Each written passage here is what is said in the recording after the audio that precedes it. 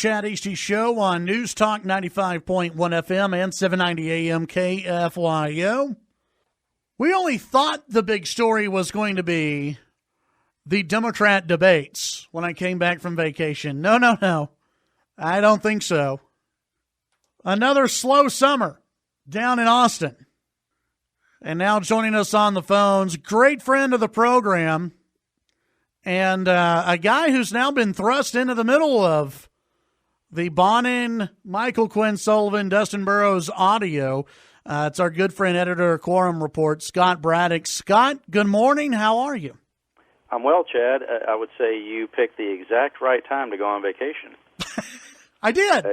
It's always, there was a always lull. When you leave, that's when everything just twists off. I got back right in time because there was a lull, there was no new information, and then bam, right in time for me to get back on the air. Timing is everything. Yes. Okay.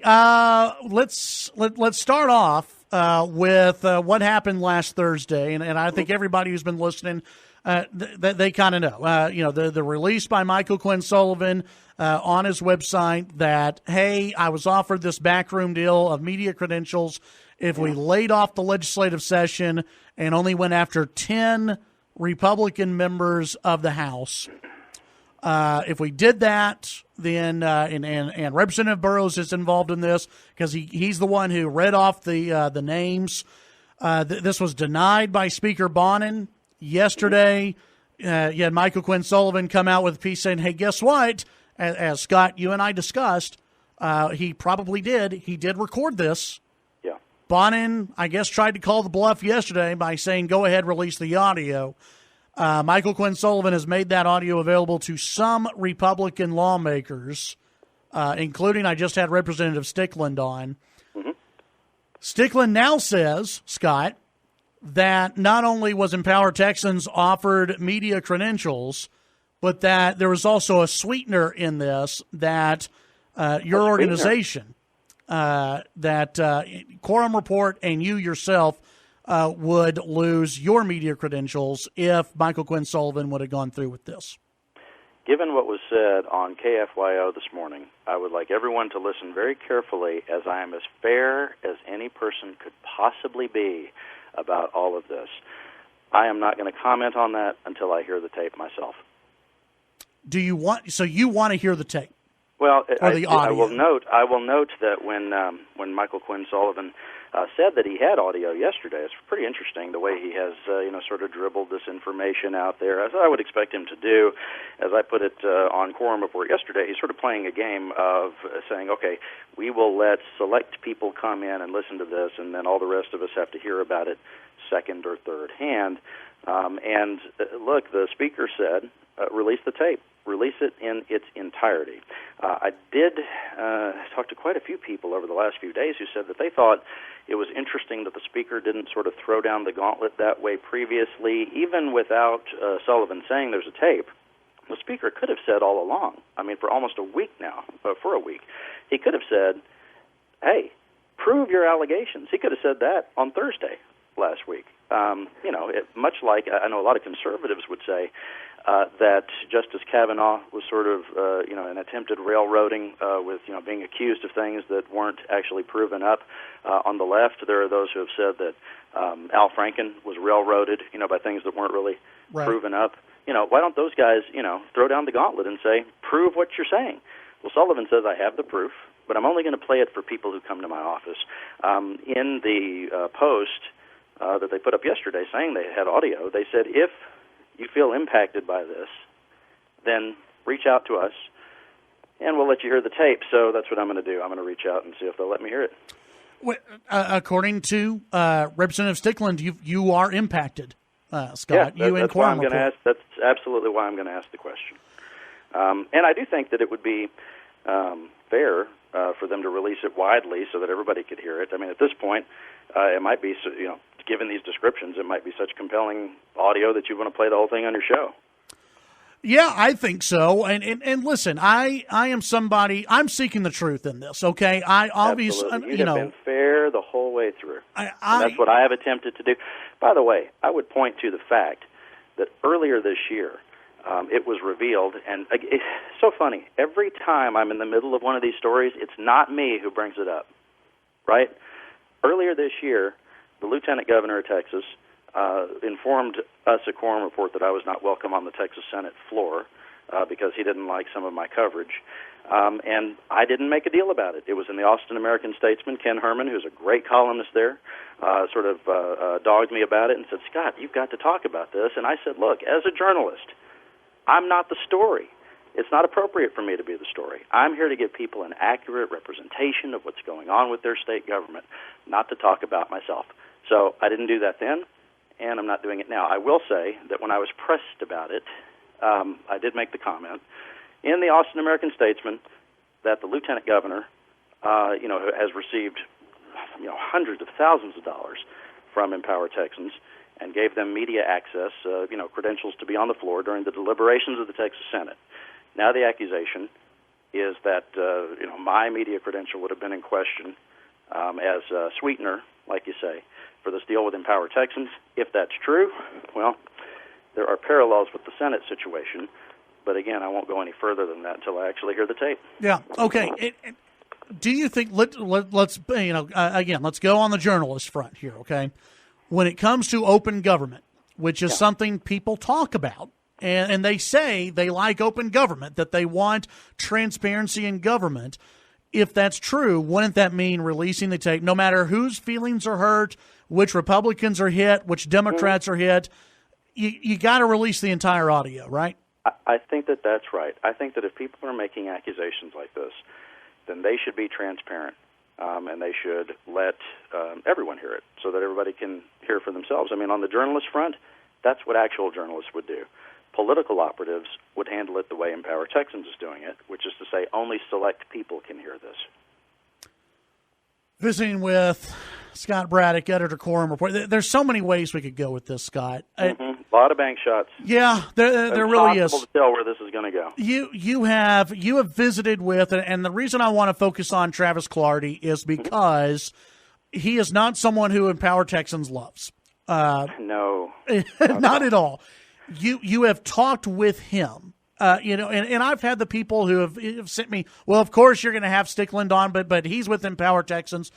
Right. You've heard from Clardy. What did Clardy tell you about the audio that he heard? It's fair to say that for Steve Toth, who's a Republican from the Woodlands who has had his campaigns largely paid for by Empower Texans and their contributors, same thing for Stickland, who's from Bedford. These are Empower Texans, high-scoring lawmakers on their scorecard and all of that. But with Travis Clardy, if they had a relationship status on Facebook, it would be it's complicated. Yes. Because he was the Empower Texans candidate when he was first elected, but after that they turned on him and they ran people against him. And they have not been fans. As you pointed out on Twitter, I think he's got a rating of 49 or something like that from Empower Texans. So he's also been at odds with the speaker. So he's not, the biggest promoter of the speaker either, even though every person we're talking about all voted for Dennis Bonnen to be speaker. We should say that. Clardy said a couple things. One, and by the way, I talked to him at I think about 12:30 this morning. A little bleary-eyed here. I don't even know what cup of coffee I'm on. But he said that, one, he would only agree to hear the tape if all of the Republican caucus is welcome to go hear it and not just the 10 who are supposedly on this target list. He said that, look, in listening to the audio, it does back up what Sullivan says, that it says, here's the quote. He said, I listened to the tape in the presence of another member. I believe he's speaking of Steve Toth. He says, quote, it was audible, it was credible, and there was nothing that I heard that was different than the account he, Sullivan, provided. And he would not say much more than that on the record. Okay, so that means, and if Representative Stickland, he told us media credentials were offered. Scott, we talked about this last week. Is that a crime? If the thing of value, which in this case would be the media credentials, which, by the way, the group Empower Texans is suing the Texas House over the question of being denied media credentials, if that was offered in exchange for the way that PAC dollars would be spent in elections to either defeat or elect candidates, that, as far as talking to a lot of legal experts, that would qualify as bribery under the statute in this state. Who is it? Just the speaker that is in possible trouble here, or would it also be Representative Burrows? Well, as far as we know, they're the only other two people in the room. Bonnen's statements have been very. Well, first he had a statement that was sort of freewheeling, right? He had that long, drawn-out email in which he explained that he saw Sullivan at Hobby Airport, and Bonnen went over to Sullivan and initiated a conversation that led to this meeting. In his more controlled statement to the media earlier this week, Bonnen said that there was no list provided to Sullivan during their conversation, which a lot of folks have read that to mean that Sullivan may have gotten it from Burrows after the speaker left the room, which was the original accusation. So I think but I mean, there's a reason these folks are being kind of tight-lipped right now. But I mean, when we had Representative Have you Stickland, heard from Burrows? No. Yeah. When he might be in combo with Ezekiel Elliott. I think that's what's going on. Folks that I've talked to in Lubbock, including yourself now, and you answering that question just now, have kind of indicated he's MIA. And Burrows is an attorney, and if he was shown to have made false statements, then his bar card could be in trouble as well. I would also say that it's interesting that in the statement that the speaker made about this, the longer statement that he made earlier this week, he said that he wanted Burrows there to be his witness for the meeting. Yeah. And then he immediately in the next sentence said, but I've asked him not to say anything about it. Right. That seems telling to some folks. Are you surprised that this meeting even happened? I mean, yes, given the, I think just about anyone in media knows the relationship between Speaker Bonnen and Empower Texans. Are you surprised that this even went down? I mean, what I keep getting from people is, why even have this meeting? Like, why even think that this would be a good idea? Yeah, not a good idea at all to have a meeting with someone who Bonnen, quite frankly, has been bad-mouthing for most of the year. You may remember early in the legislative session, Bonnen is the one who said that he didn't have any interest in appeasing Empower Texans, and he said, quote, "I sure as hell am not going to waste my time trying." And then he met with them anyway.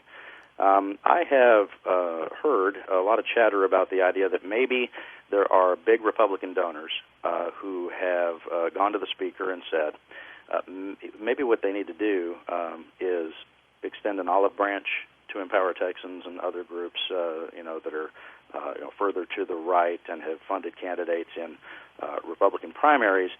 Some of those big donors who want to see Republicans focus their efforts and their resources on defeating Democrats next November and not have a bloody, nasty, expensive primary. That would seem to make some sense. But we pointed this out last week here on the show, and I wrote about it at quorumreport.com. You have to believe that if you're going to meet with these folks, that they would probably tape the thing. Yeah. I mean, allied organizations of Empower Texans have a history of doing that. And so the fact that they may not have been ready for that, a lot of people have, I'm not making this comment, but a lot of people have said that seems like amateur hour on the part of the speaker. If it does come out, if let's say the audio comes out, or let's just say the audio doesn't come out. We'll go with this part first, okay? The audio is never released. I think it's going to have to be released. But let's say the audio is not released, but enough Republican elected officials hear the audio and say, yep, what Sullivan said, what Sullivan wrote, he's correct. What the speaker said is incorrect. Do you believe Speaker Bonnen will survive as Speaker of the Texas House? It is very, very difficult to unseat a Speaker of the House once they are there. You can ask any of the veteran lawmakers who were around when Tom Braddock was the Speaker, and he had lost the trust of a lot of his chairmen and other members of the House as well. They saw him as a dictatorial leader in the House. That was a management-style question. Basically, when Braddock was ousted as Speaker, And again, it's very difficult to do. In fact, it took them 2 sessions. They tried to get rid of him in one session, and then they came back with their plan to elect Joe Strauss in his stead, and he sort of got out of the way. He knew what was going to happen. Strauss had enough votes to be Speaker. Very difficult to do if he doesn't want to go. But for the good of the party, it may be that Governor Abbott, Lieutenant Governor Patrick may have to get involved and say, look, even though, and this is something we've seen play out, as I mentioned, at the national level, where an official becomes such a liability just because of the accusation. It may not be fair, but because of the accusation, they're a drag on the party when they're trying to beat the opposition party, and so he may be asked to leave, and then it would be up to him as far as what he does. There is a mechanism, by the way, for the House to try to remove the Speaker, which is a motion to vacate the chair, but they would have to be in session for that. And some folks are looking right now into exactly what the procedure for that would be, whether the governor would have to call them into a special session to do that, or whether they could call themselves into session just as the one body of the House. Representative Burrows is the chairman of the Texas House Republican Caucus. Yeah. How does this impact that? It is not a good thing for the chairman of the caucus to not be speaking to his colleagues. In that statement from Speaker Bonnen, he had said that he asked Burrows not to make any comments about this, and my reporting indicates that not only is Burrows not commenting to media, which he certainly isn't, but I'm hearing that he's not even taking calls from a lot of the Republican members. There is a mechanism, by the way, through which the members can call a caucus meeting. All they need is, ironically, Chad, all they need is 10 signatures of Republican members to call a caucus meeting. And, of course, there are 10 members on this alleged list. Do you think any of those 10 members would want to take action this soon, or do you think they want to see how all of this plays out? I think they want to have an honest conversation. Everything that I've heard from Republican members is just that they want to clear the air. They want to talk about what talk about what happened, and hear his side of the story. But for right now, he's not talking. That makes it difficult to report on. I know you don't like doing the whole crystal ball thing and predicting, but I'm going to see if you want to right now. We'll give it a shot. I did ask Representative Stickland if he thought. If he thought that Speaker Bonnen would remain a speaker. Stickland said that he thought they were both politically dead. Would you agree with that? I'm not sure about that. I think that the speaker has a lot at his disposal to be able to smooth this over. One thing talks in politics is trying to create goodwill through political contributions, helping other people with their campaigns, and all that sort of stuff that Bonnen promised that he was going to do. Remember, he had said that he was going to go out there and really fight for the Republican majority, coming up in this next election, in which the Democrats are potentially ascendant. Remember, the Democrats only need to pick up 9 seats in the Texas House, hold the seats that they gained in 2018, then gain 9 more to take over the majority. And nothing unites disparate groups or people like a common enemy. And, of course, Republicans want to fight Democrats, and they don't want them to take over the House. This also sort of undermines what Bonnen had been arguing all along, though, was that he was such a bipartisan speaker, and over the course of the last week, he's had to make the case that he's not so bipartisan after all. He really is somebody who is only interested in preserving that Republican majority. So he's having to spend political capital in a way that, or he may have to spend political capital in a way that certainly changes the face of his speakership. Scott, I got about 30 seconds. Tell us what we can find on Quorum Report. I think we might be talking about this. We've got some more coverage on the way, and I can promise that I will have lots to say about that tape if I do get to hear it, and the readers at quorumreport.com will be the first to read all about it there. Quorumreport.com, and, of course, you can sign up for our free emails there at quorumreport.com. Very good. Scott, appreciate your time. Thanks, my friend. Talk soon. That's Scott Braddock, editor, Quorum Report.